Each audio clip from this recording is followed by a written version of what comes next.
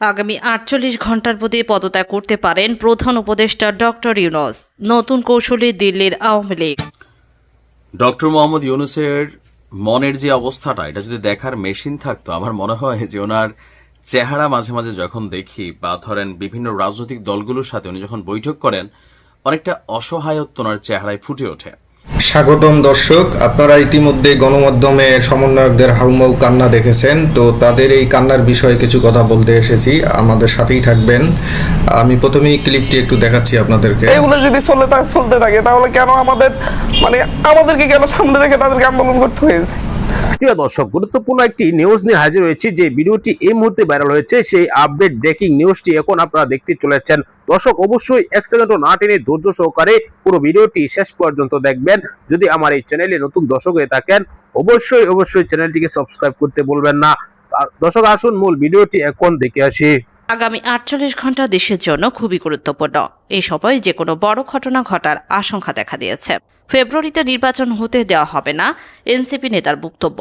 নির্বাচন নিয়ে বিএনপির শীর্ষস্থানীয় নেতার একের পর এক বিতর্কিত বক্তব্য, সেনাপ্রধানের পক্ষ থেকে প্রধান উপদেষ্টাকে অদৃশ্য চাপ, বিএনপির সীমাহীন চাঁদাবাজি এবং সর্বশেষ ভিপি নূরের ওপর ভয়াবহ হামলা ও সেনাপ্রধানের মাধ্যমে জাতীয় পার্টির মাধ্যমে আওয়ামী লীগের পুনর্বাসন নিয়ে সরকারকে বিব্রত অবস্থায় ফেলে দিয়েছে।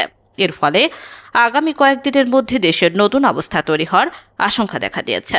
নির্ভরযোগ্য সূত্রে জানা গেছে, প্রধান উপদেষ্টা ডক্টর মোহাম্মদ ইউনূস জাতির উদ্দেশ্যে ভাষণ দেওয়ার প্রস্তুতি নিচ্ছেন। এমন পরিস্থিতিতে ডক্টর মোহাম্মদ ইউনূস সরকারের দায়িত্ব ছেড়ে দেওয়ার মতো কঠিন সিদ্ধান্ত নিতে পারেন বলে উচ্চ পর্যায়ের সূত্র থেকে আশঙ্কা প্রকাশ করা হয়েছে। ডক্টর ইউনূস এমন সিদ্ধান্ত নিলে বিপদের সম্মুখীন হতে পারে দেশ।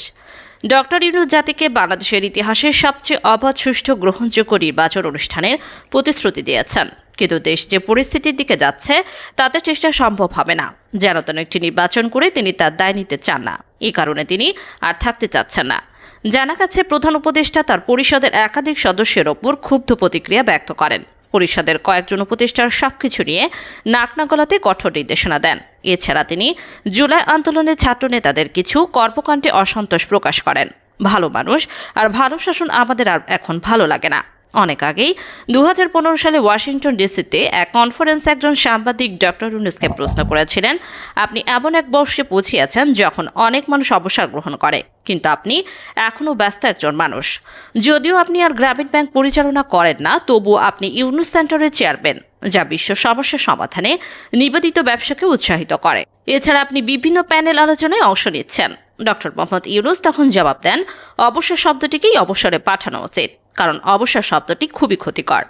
অবসরে যাওয়া মানে আপনার আর কোনো প্রয়োজন নেই, আপনার কাজ শেষ। একটি জাহাজ যখন আর ব্যবহারযোগ্য থাকে না, তখন সেটিকে অবসরেই পাঠানো হয়, অপ্রয়োজনীয় হিসেবে সংরক্ষণ করা হয়। কিন্তু একজন মানুষ কোনো যন্ত্র নয়, যাকে অকজে করে রেখা দেওয়া যাবে। ডক্টর ইউনূস আরও বলেন, জীবনের প্রথম ধাপে আমরা বড় হই, পড়াশোনা করি, বিয়ে করি, সন্তান লালন পালন করি, কাজ করি এবং দায়িত্বের চাপে থাকি। সবসময় দায়িত্ব পালন করতে হয়, সবসময় একটি চাপ অনুভব করতে হয়। কিন্তু জীবনের এই দ্বিতীয় ধাপে প্রথমবারের মতো আমি মুক্ত। আমি যা চাই তাই করতে পারি, আমার স্বপ্ন ইচ্ছাগুলো বাস্তবে রূপ দিতে পারি। আমি এখন শুধু সেই কাজগুলোই করি যা আমি উপভোগ করি। উপরের কথাগুলো বলেছিলেন আজ থেকে 10 বছর আগে। 10 বছর পর আজকে তার বয়স 84 বছর। 84 বছরের একজন মানুষ 43 বছরের প্রাণচঞ্চল্য নিয়ে বাংলাদেশকে নেতৃত্ব দিচ্ছেন। বাংলাদেশের সবচেয়ে ব্যস্ত মানুষও হয়তো তিনি। ঘরে একজন শয্যাশায়ী স্ত্রী। শুনেছি চাঁদ দেখাশোনা ডক্টর ইউনূস করেন। কি সাংঘাতিক ব্যস্ত সময় পার করছেন। দেশের ইতিহাসে সবচেয়ে বেশি চাপ সামলাচ্ছেন 84 বছরের এই মানুষটি, যিনি কাজের মাধ্যমে প্রমাণ করেছেন এই বয়স ও অবসরকে অবসরে পাঠানো যায়। ডক্টর মোহাম্মদ ইউনূসের মনের যে অবস্থাটা, এটা যদি দেখার মেশিন থাকতো, আমার মনে হয় যে ওনার চেহারা মাঝে মাঝে যখন দেখি বা ধরেন বিভিন্ন রাজনৈতিক দলগুলোর সাথে উনি যখন বৈঠক করেন, অনেকটা অসহায়ত্ব ওনার চেহারায় ফুটে ওঠে। এটার মূল কারণ হচ্ছে, এই মুহূর্তে রাষ্ট্রের যে স্টেক হোল্ডার যারা আছেন পলিটিক্যালি, বা ধরেন মাঠ পর্যায়ে যারা ভাইব ক্রিয়েট করতে পারেন, তো সেই ভাইবটা ক্রিয়েটের জন্য এতদিন যাবৎ ডক্টর মোহাম্মদ ইউনূস সরাসরি কোনো রাজনৈতিক দলকে লিড না করলেও এনসিপির একটা মদত অথবা সমর্থন তিনি মাঠ পর্যায়ে পেতেন, যেখানে তিনি কি বলা হয় যে ধরেন একটা ইস্যুতে তিনি আটকে যাচ্ছেন অথবা এটাকে কন্ট্রোল করা যাচ্ছে না, তো মাঠ পর্যায়ে ওনার স্পোকার হিসাবে বা স্পিকার হিসাবে এনসিপির নেতাকর্মীরা কথা বলতো। কিন্তু গেল 2 থেকে 3 মাস যাবৎ নির্বাচনকে কেন্দ্র করে এই এনসিপির সাথেও ডক্টর মোহাম্মদ ইউনূসের একটা দূরত্ব তৈরি হয়েছে। পাশাপাশি ওনার উপদেষ্টা পরিষদের মধ্যে এক ধরনের ফাটল আছে, যেমন উপদেষ্টা আসিফ, আবার আসিফ নজরুল স্যার, ওনাদের মধ্যে ডিভাইডেশন আছে। ইভেন ডক্টর ইউনূসকেও নানান কটূক্তি অথবা খুবই কড়া ভাষায় এখন প্রতিবাদ করছে এনসিপি। তো এই মুহূর্তে তিনি আসলে করবেন কি? কেন এতগুলো কথা বললাম? আজকে ওনার সাথে 7টি রাজনৈতিক দলের সাক্ষাৎ হয়েছে, গতকালকে বেশ কয়েকটা হয়েছে। তো এই টোটাল আলোচনার যে মূল বিষয়বস্তুটা ছিল ভিপি নূরকে নির্যাতন ইস্যুকে কেন্দ্র করে জাতীয় পার্টির রাজনীতিটা নিষিদ্ধ করা, আওয়ামী লীগের ফেসিজমের দোসর হিসাবে অথবা আরো বিভিন্ন ক্রাইটেরিয়াতে জাতীয় পার্টির রাজনীতি বাংলাদেশে বন্ধ করতে হবে। কারণ জাতীয় পার্টির লেজ ধরে অথবা জাতীয় পার্টির মধ্যে অনুপ্রবেশ করে আওয়ামী লীগের পুনর্বাসন ঘটতে পারে, অথবা আওয়ামী লীগ তাদের রাজনৈতিক অবস্থানগুলো বা রাজনৈতিক কার্যক্রম পরোক্ষভাবে পরিচালিত করতে পারে, অথবা রাষ্ট্রের মধ্যে নিজেদের অবস্থান পুনর্গঠন এই কাজগুলা করতে পারে। সেই পারসেপশন এবং কি বলা হয় যে কনসেপ্ট থেকে জাতীয় পার্টিকে নিষিদ্ধ করা নিয়ে মোটামুটি 25টা দল তারা এক ধরনের একমত পোষণ করেছেন।